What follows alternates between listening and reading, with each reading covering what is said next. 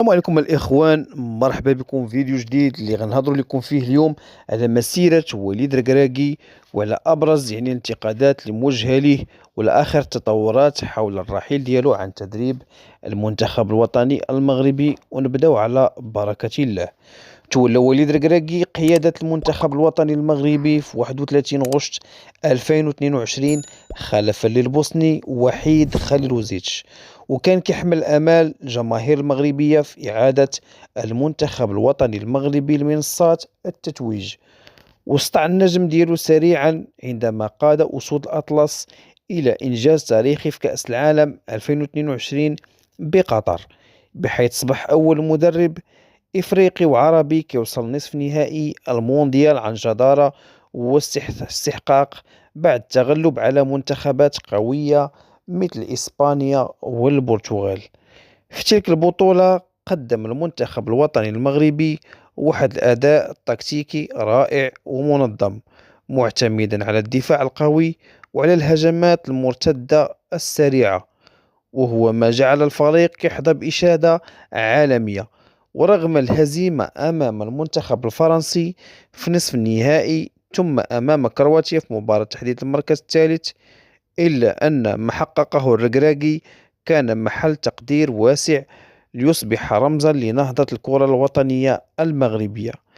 من بعد كأس العالم استمرت الآمال معلقة على الركراكي لقيادة المنتخب المغربي إلى المزيد من الإنجازات، خاصة مع استضافة المغرب لكأس إفريقيا 2025.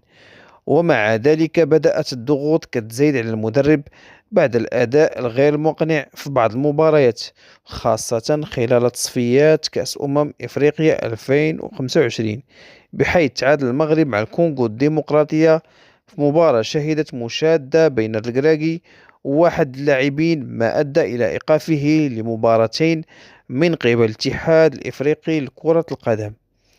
ثم جاءت المباريات الودية ضد أنغولا وموريتانيا في مارس 2024، والتي لم يتمكن فيها المنتخب من إقناع الجماهير، مما أثار موجة من الانتقادات الإعلامية.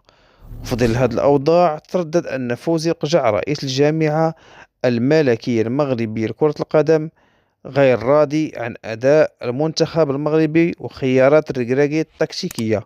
ورغم الدعم الذي أبدته الجامعة في البداية، إلا أن التوقعات الكبيرة حول ضرورة تحقيق لقب كأس إفريقيا على أرض المغرب زادت من الضغوط.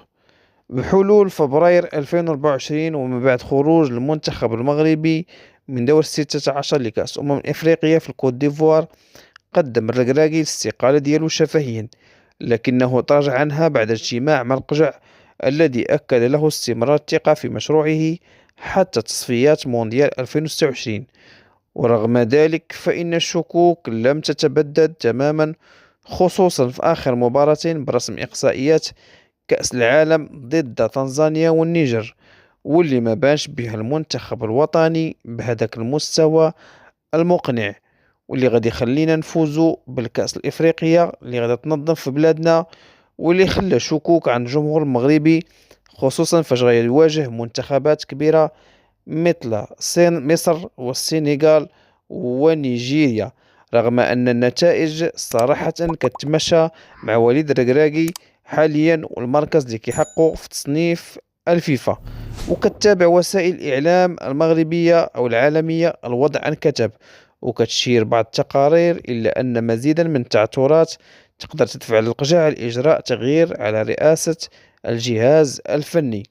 ومع اقتراب موعد كأس إفريقيا 2025 كيواجه الركراكي تحديا صعبا كيتمثل في إعادة المنتخب المغربي إلى المستوى المعهود وإقناع الجماهير مجددا. وإذا لم تتحسن النتائج في الأشهر المقبلة فقد يجد نفسه مضطرا لمغادرة منصبه، إما بقرار شخصي أو ضغط من الاتحاد والجماهير. وكيبقى السؤال مطروح: هل سيتمكن الركراكي من تجاوز هذه المرحلة الحرجة، أم أن مشواره مع أسود الأطلس وصل إلى نهايته قريبا؟